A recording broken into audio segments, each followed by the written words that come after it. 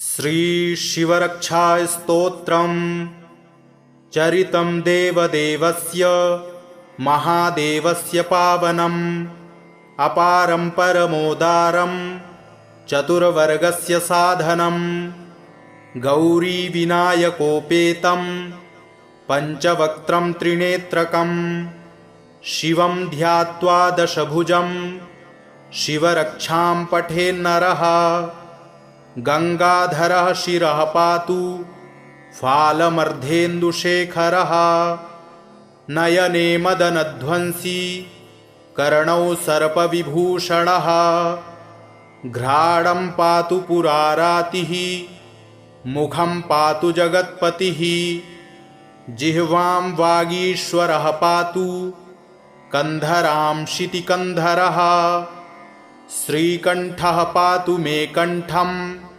स्कन्धौ विश्वधुरन्धरः भुजौ भूभारसंहर्ता करौ पातु पिनाग्ध्रिक हृदयं शङ्करः पातु जठरं गिरिजापतिः नाभिं मृत्युञ्जयः पातु कटिं व्याघ्रजिनाम्बरः सक्थिनी पातु दीनार्त शरणागतवत्सलः ऊरू महेश्वरः पातु जानुनी जगदीश्वरः जङ्घे पातु जगत्कर्ता गुल्फौ पातु गणाधिपः चरणौ करुणासिन्धुः सर्वाङ्गानि सदाशिवः एतां शिवबलोपेतां रक्षां यः सुकृती पठेत् स भुक्त्वा सकलान् कामान् शिवसायुज्यमाप्नुयात् ग्रहभूतपिशाचाद्याः त्रैलोक्ये विचरन्ति ये दूरादाशु पलायन्ते शिवनामाभिरक्षणात् अभयङ्करनामेदं कवचं पार्वतीपतेः भक्त्या बिभर्ति यः कण्ठे तस्य वश्यं जगत्त्रयम् इमां नारायणः स्वप्ने शिवरक्षां यथादिशत प्रातरुत्थाय योगीन्द्रो याज्ञवल्क्यः तथा लिखत चरितं देवदेवस्य महादेवस्य पावनम् अपारं परमोदारं चतुर्वर्गस्य साधनं गौरीविनायकोपेतं पञ्चवक्त्रं त्रिनेत्रकं शिवं ध्यात्वा दशभुजं शिवरक्षां पठेन्नरः गंगाधरः शिरः पातु फालमर्धेन्दुशेखरः नयने मदनध्वंसी कर्णौ सर्पविभूषणः घ्राणं पातु पुरारातिः मुखं पातु जगत्पतिः जिह्वां वागीश्वरः पातु कंधरां शितिकन्धरः श्रीकण्ठः पातु मे कण्ठं स्कन्धौ विश्वधुरन्धरः भुजौ भूभारसंहर्ता करौ पातु पिनाग्ध्रिक हृदयं शङ्करः पातु जठरं गिरिजापतिः नाभिं मृत्युञ्जयः पातु कटिं व्याघ्रजिनाम्बरः सक्थिनी पातु दीनार्त शरणागतवत्सलः ऊरू महेश्वरः पातु जानुनी जगदीश्वरः जङ्घे पातु जगत्कर्ता गुल्फौ पातु गणाधिपः चरणौ करुणासिन्धुः सर्वाङ्गानि सदाशिवः एतां शिवबलोपेतां रक्षां यः सुकृती पठेत् स भुक्त्वा सकलान् कामान् शिवसायुज्यमाप्नुयात् ग्रहभूतपिशाचाद्याः त्रैलोक्ये विचरन्ति ये दूरादाशु पलायन्ते शिवनामाभिरक्षणात् अभयङ्करनामेदं कवचं पार्वतीपतेः भक्त्या बिभर्ति यः कंठे तस्य वश्यं जगत्त्रयम्। इमां नारायणः स्वप्ने शिवरक्षां यथा दिशत। प्रातरुत्थाय योगीन्द्रो याज्ञवल्क्यः तथा लिखत। चरितं देवदेवस्य महादेवस्य पावनम्। अपारं परमोदारं चतुर्वर्गस्य साधनम्। गौरीविनायकोपेतं पञ्चवक्त्रं त्रिनेत्रकम्। शिवं ध्यात्वा दशभुजं शिवरक्षां पठेन्नरः। गंगाधरः शिरः पातु फालमर्धेन्दुशेखरः। नयने मदनध्वंसी कर्णौ सर्पविभूषणः। घ्राणं पातु पुरारातिः मुखं पातु जगत्पतिः। जिह्वां वागीश्वरः पातु कंधरां शितिकन्धरः। श्रीकण्ठः पातु मे कण्ठं स्कन्धौ विश्वधुरन्धरः। भुजौ भूभारसंहर्ता करौ पातु पिनाग्ध्रिक। हृदयं शङ्करः पातु जठरं गिरिजापतिः। नाभिं मृत्युञ्जयः पातु कटिं व्याघ्रजिनाम्बरः। सक्थिनी पातु दीनार्त शरणागतवत्सलः। ऊरू महेश्वरः पातु जानुनी जगदीश्वरः। जङ्घे पातु जगत्कर्ता गुल्फौ पातु गणाधिपः। चरणौ करुणासिन्धुः सर्वाङ्गानि सदाशिवः।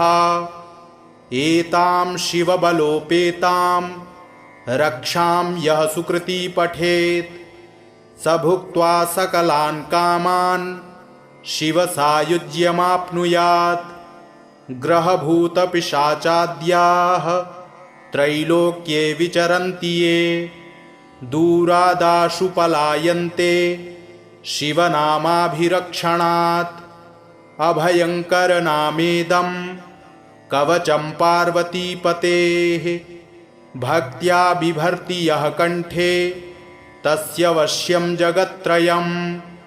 इमां नारायणः स्वप्ने शिवरक्षां यथा दिशत। प्रातरुत्थाय योगीन्द्रो याज्ञवल्क्यः तथा लिखत। चरितं देवदेवस्य महादेवस्य पावनम्।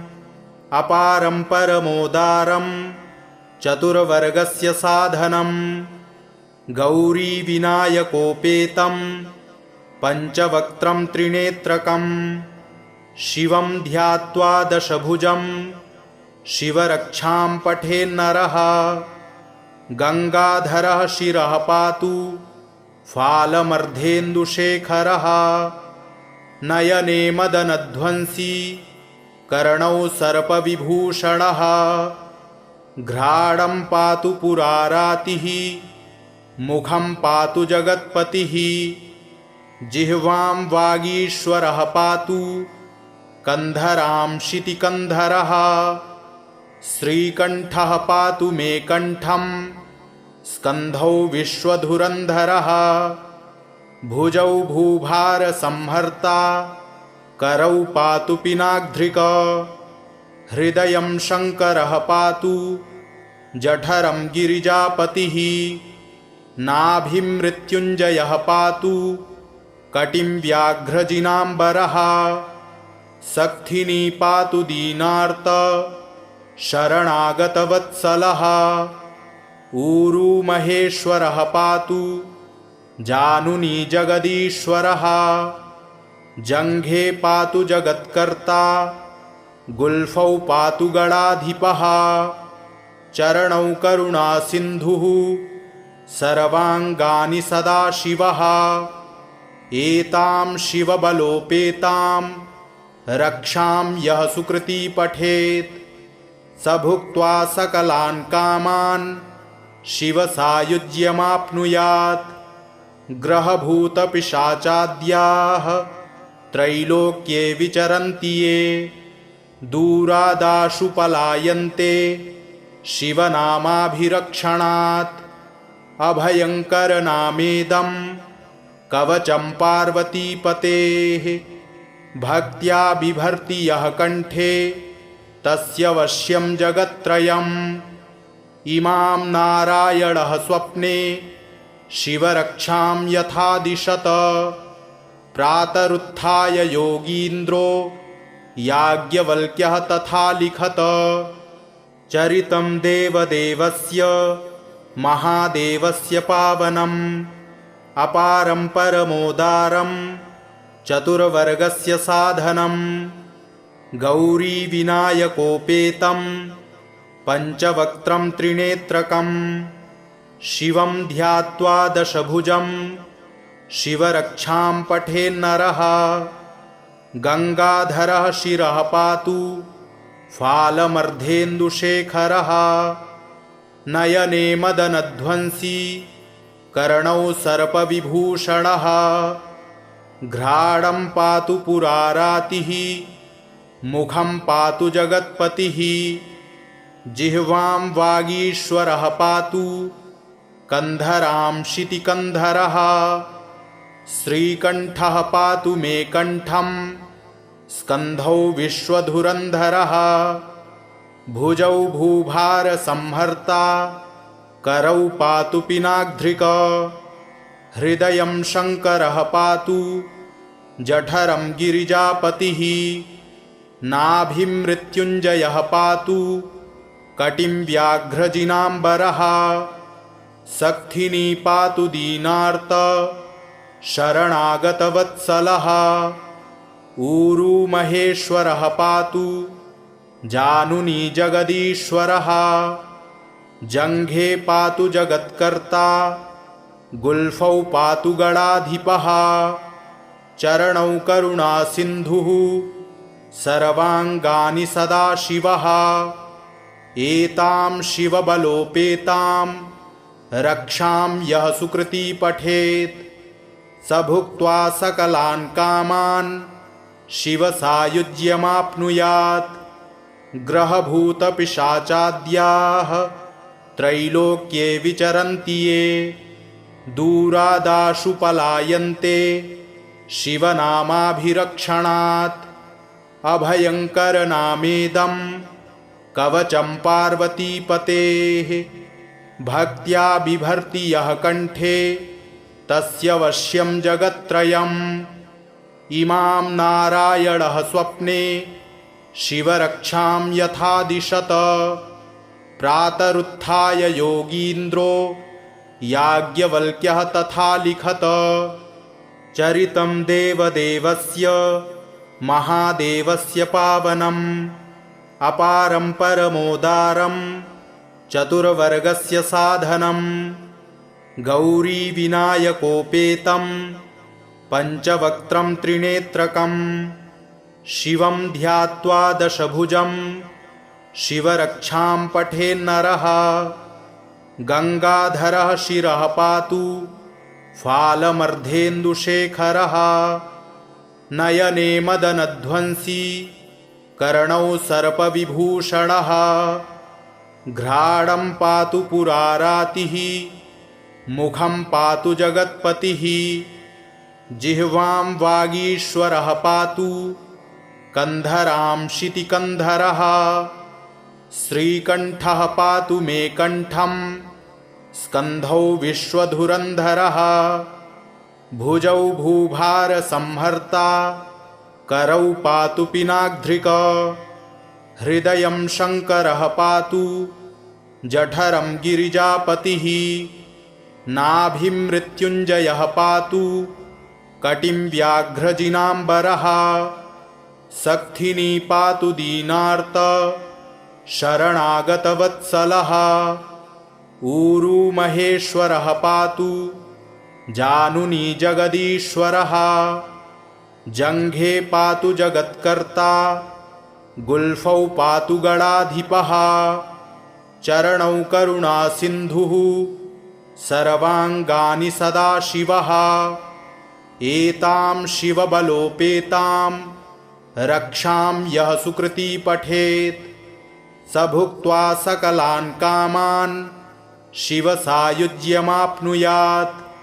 ग्रहभूतपिशाचाद्याः त्रैलोक्ये विचरन्ति ये दूरादाशु पलायन्ते शिवनामाभिरक्षणात्। अभयङ्करनामेदं कवचं पार्वतीपतेः भक्त्या बिभर्ति यः कण्ठे तस्य वश्यं जगत्त्रयम्। इमां नारायणः स्वप्ने शिवरक्षां यथा दिशत प्रातरुत्थाय योगीन्द्रो याज्ञवल्क्यः तथा लिखत। चरितं देवदेवस्य महादेवस्य पावनम् अपारं परमोदारं चतुर्वर्गस्य साधनम्। गौरीविनायकोपेतं पञ्चवक्त्रं त्रिनेत्रकम् शिवं ध्यात्वा दशभुजं शिवरक्षां पठेन्नरः। गङ्गाधरः शिरः पातु फालमर्धेन्दुशेखरः नयने मदनध्वंसी कर्णौ सर्पविभूषणः। घ्राणं पातु पुरारातिः मुखं पातु जगत्पतिः। जिह्वां वागीश्वरः पातु कन्धरां शितिकन्धरः। श्रीकण्ठः पातु मे कण्ठं स्कन्धौ विश्वधुरन्धरः। भुजौ भूभारसंहर्ता करौ पातु पिनाग्ध्रिक। हृदयं शङ्करः पातु जठरं गिरिजापतिः। नाभिं मृत्युञ्जयः पातु कटिं व्याघ्रजिनाम्बरः।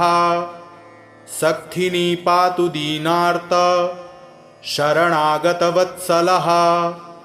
ऊरू महेश्वरः पातु जानुनी जगदीश्वरः। जङ्घे पातु जगत्कर्ता गुल्फौ पातु गणाधिपः।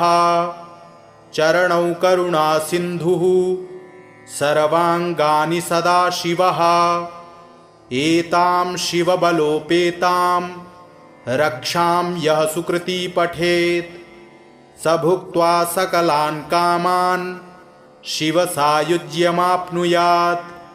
ग्रहभूतपिशाचाद्याः त्रैलोक्ये विचरन्ति ये दूरादाशु पलायन्ते शिवनामाभिरक्षणात्। अभयङ्करनामेदं कवचं पार्वतीपतेः भक्त्या बिभर्ति यः कण्ठे तस्य वश्यं जगत्त्रयम्।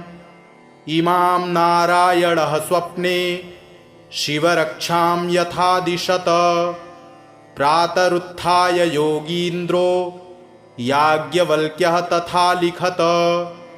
चरितं देवदेवस्य महादेवस्य पावनम् अपारं परमोदारं चतुर्वर्गस्य साधनम्। गौरीविनायकोपेतं पञ्चवक्त्रं त्रिनेत्रकम् शिवं ध्यात्वा दशभुजं शिवरक्षां पठेन्नरः। गङ्गाधरः शिरः पातु फालमर्धेन्दुशेखरः। नयने मदनध्वंसी कर्णौ सर्पविभूषणः। घ्राणं पातु पुरारातिः मुखं पातु जगत्पतिः। जिह्वां वागीश्वरः पातु कन्धरां शितिकन्धरः। श्रीकण्ठः पातु मे कण्ठं स्कन्धौ विश्वधुरन्धरः। भुजौ भूभारसंहर्ता करौ पातु पिनाग्ध्रिक।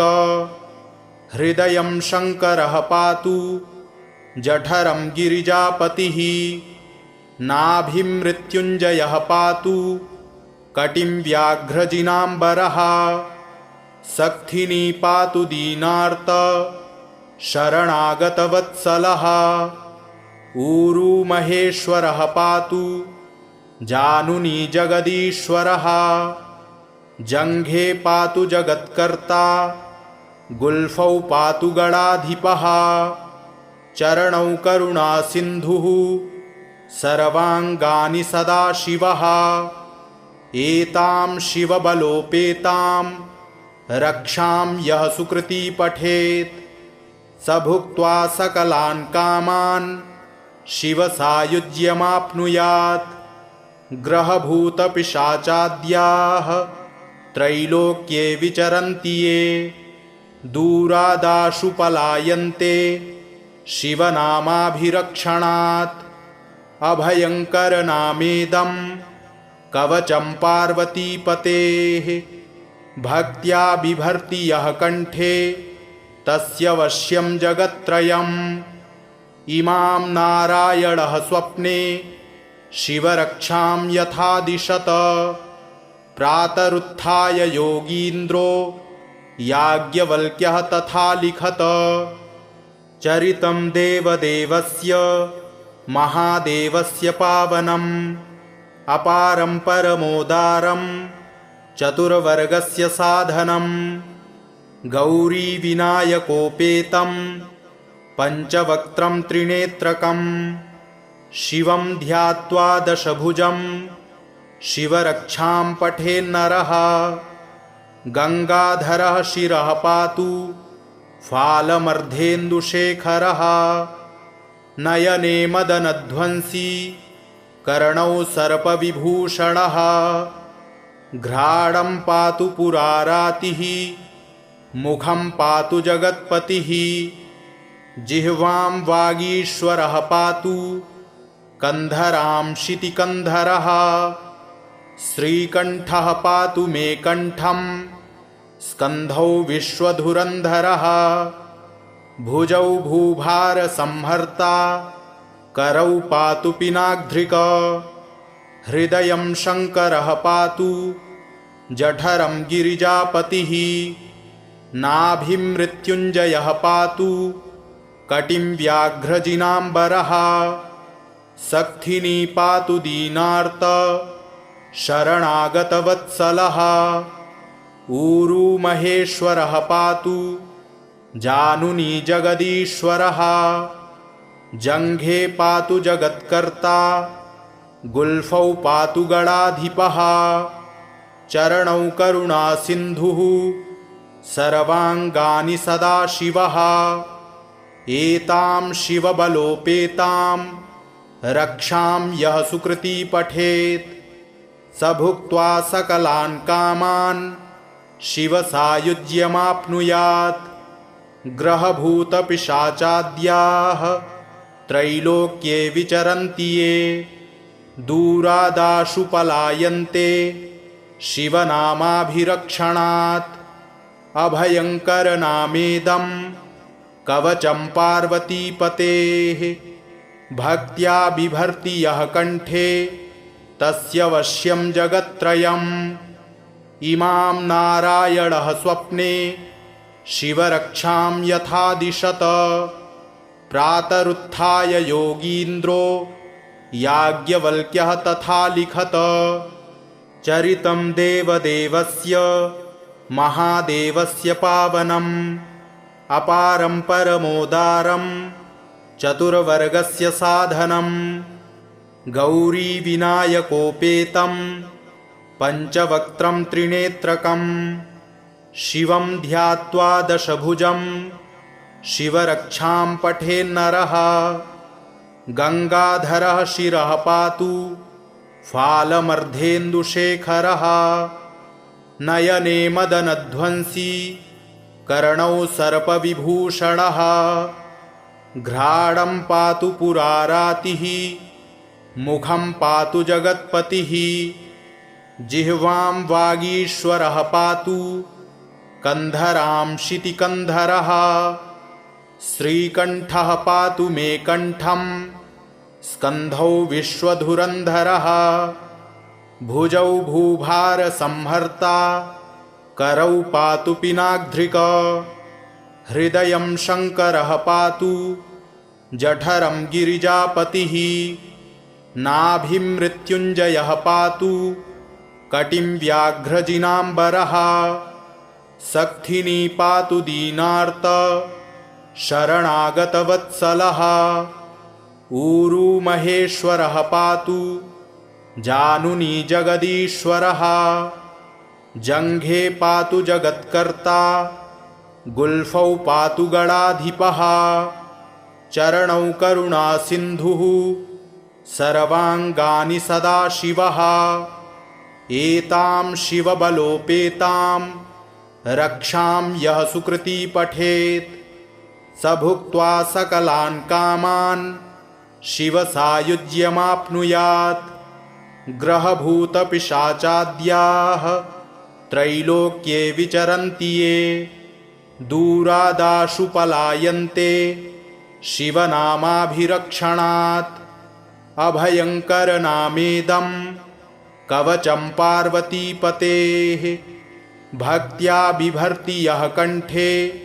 तस्य वश्यं जगत्त्रयम् इमां नारायणः स्वप्ने शिवरक्षां यथा दिशत प्रातरुत्थाय योगीन्द्रो याज्ञवल्क्यः तथा लिखत चरितं देवदेवस्य महादेवस्य पावनम् अपारं परमोदारं चतुर्वर्गस्य साधनम् गौरीविनायकोपेतं पञ्चवक्त्रं त्रिनेत्रकं शिवं ध्यात्वा दशभुजं शिवरक्षां पठेन्नरः गङ्गाधरः शिरः पातु फालमर्धेन्दुशेखरः नयने मदनध्वंसी कर्णौ सर्पविभूषणः घ्राणं पातु पुरारातिः मुखं पातु जगत्पतिः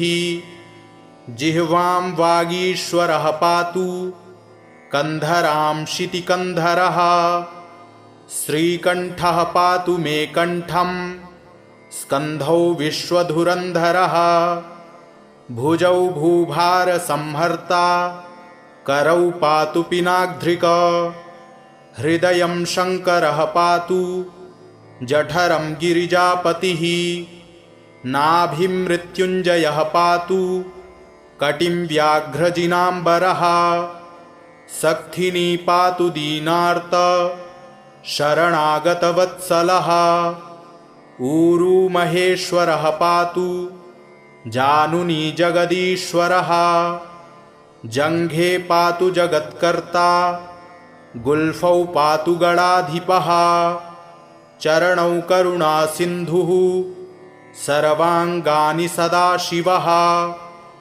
एतां शिवबलोपेतां रक्षां यः सुकृती पठेत् स भुक्त्वा सकलान् कामान् शिवसायुज्यमाप्नुयात् ग्रहभूतपिशाचाद्याः त्रैलोक्ये विचरन्ति ये दूरादाशु पलायन्ते शिवनामाभिरक्षणात्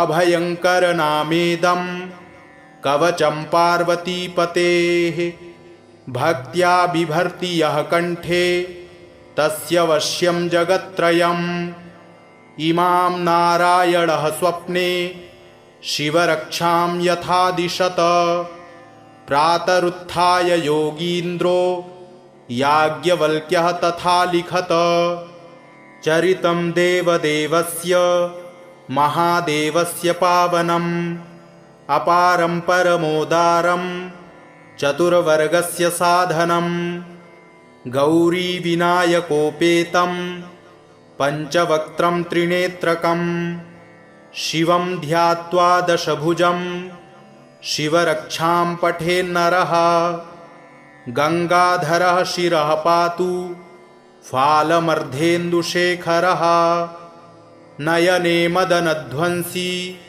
कर्णौ सर्पविभूषणः घ्राणं पातु पुरारातिः मुखं पातु जगत्पतिः जिह्वां वागीश्वरः पातु कन्धरां शितिकन्धरः श्रीकण्ठः पातु मे कण्ठं स्कन्धौ विश्वधुरन्धरः भुजौ भूभारसंहर्ता करौ पातु पिनाग्ध्रिक हृदयं शङ्करः पातु जठरं गिरिजापतिः नाभिं मृत्युञ्जयः पातु कटिं व्याघ्रजिनाम्बरः सक्थिनी पातु दीनार्त शरणागतवत्सलः ऊरू महेश्वरः पातु जानुनी जगदीश्वरः जङ्घे पातु जगत्कर्ता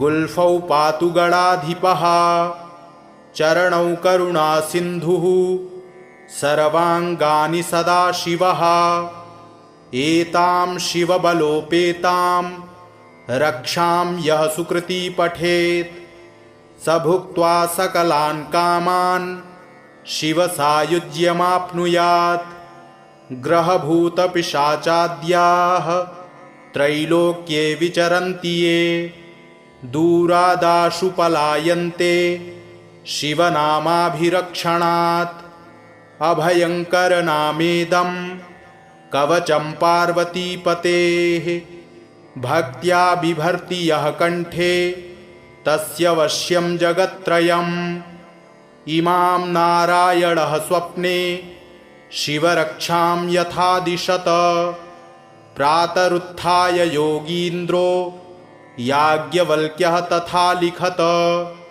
चरितं देवदेवस्य महादेवस्य पावनम् अपारं परमोदारं चतुर्वर्गस्य साधनं गौरीविनायकोपेतं पञ्चवक्त्रं त्रिनेत्रकं शिवं ध्यात्वा दशभुजं शिवरक्षां पठेन्नरः गङ्गाधरः शिरः पातु फालमर्धेन्दुशेखरः नयने मदनध्वंसी कर्णौ सर्पविभूषणः घ्राणं पातु पुरारातिः मुखं पातु जगत्पतिः जिह्वां वागीश्वरः पातु कन्धरां शितिकन्धरः श्रीकण्ठः पातु मे कण्ठं स्कन्धौ विश्वधुरन्धरः भुजौ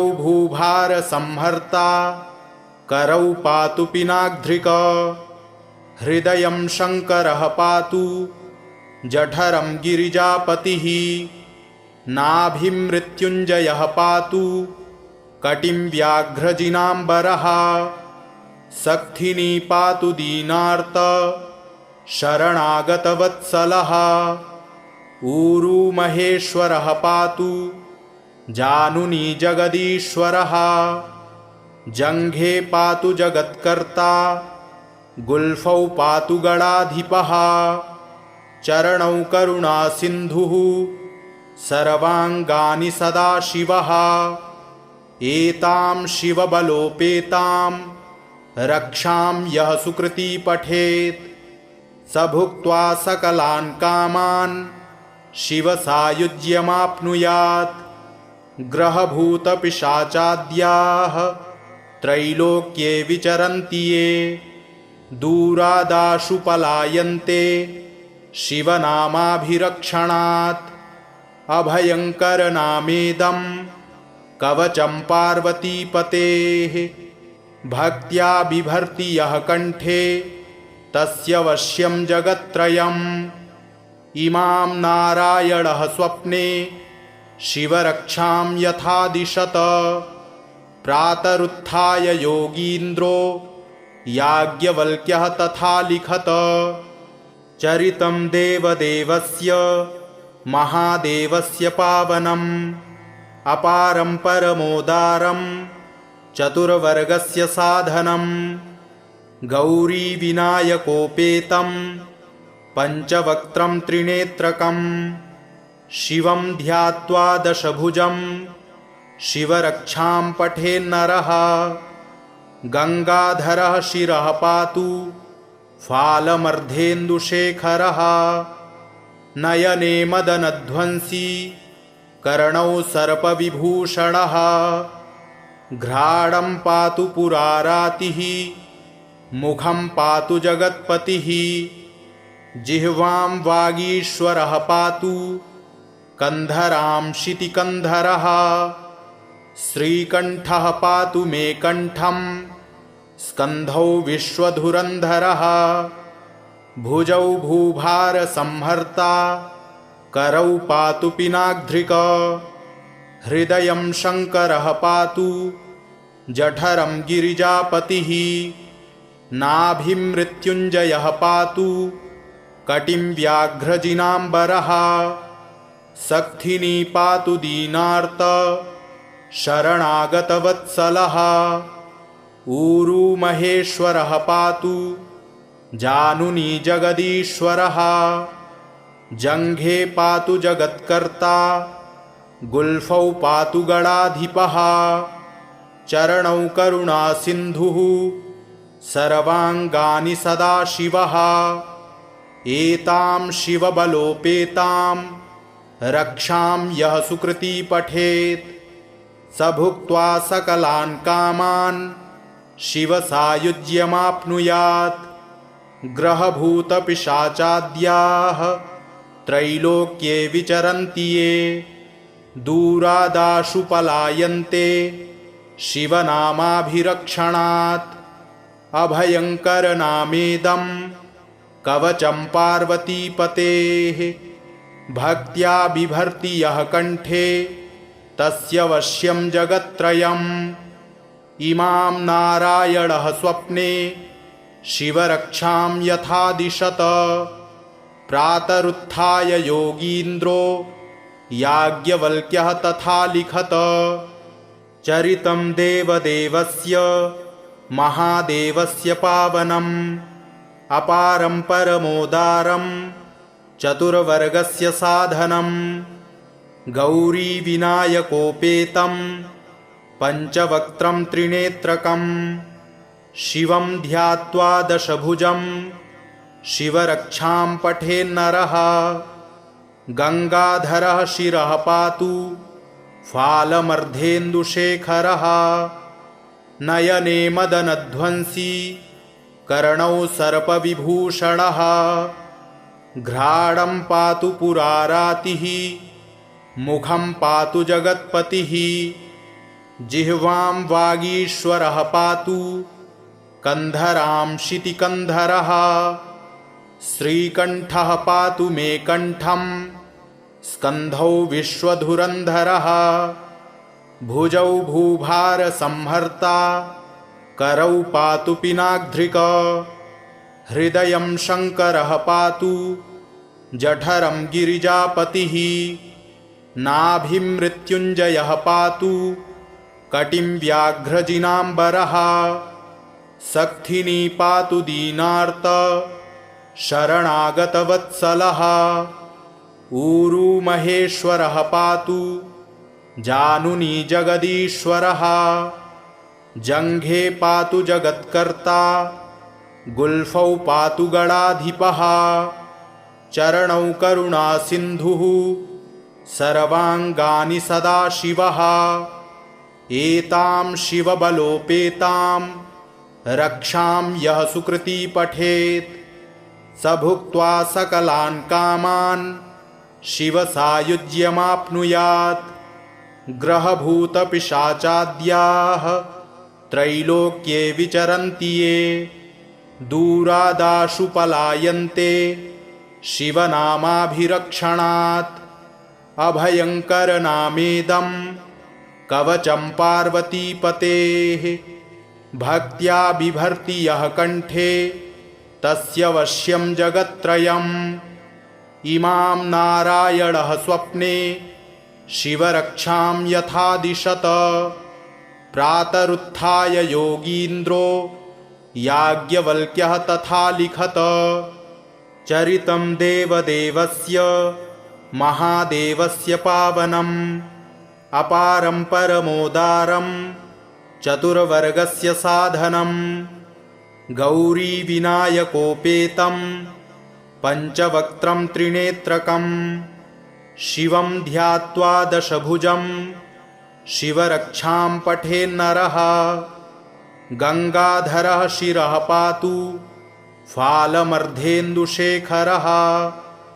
नयने मदनध्वंसी कर्णौ सर्पविभूषणः घ्राणं पातु पुरारातिः मुखं पातु जगत्पतिः जिह्वां वागीश्वरः पातु कंधरां शितिकन्धरः श्रीकण्ठः पातु मे कण्ठं स्कन्धौ विश्वधुरन्धरः भुजौ भूभारसंहर्ता करौ पातु पिनाग्ध्रिक हृदयं शङ्करः पातु जठरं गिरिजापतिः नाभिं मृत्युञ्जयः पातु कटिं व्याघ्रजिनाम्बरः सक्थिनी पातु दीनार्त शरणागतवत्सलः ऊरू महेश्वरः पातु जानुनी जगदीश्वरः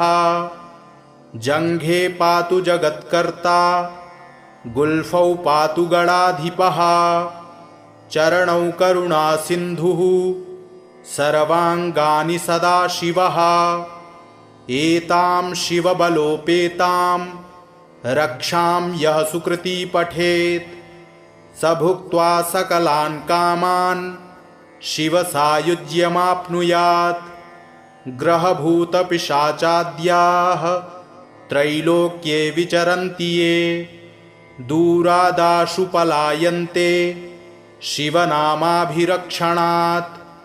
अभयङ्करनामेदं कवचं पार्वतीपतेः भक्त्या बिभर्ति यः कण्ठे तस्य वश्यं जगत्त्रयम् इमां नारायणः स्वप्ने शिवरक्षां यथा दिशत प्रातरुत्थाय योगीन्द्रो याज्ञवल्क्यः तथा लिखत इति श्री याज्ञवल्क्यप्रोक्तं शिवरक्षास्तोत्रं सम्पूर्णम्।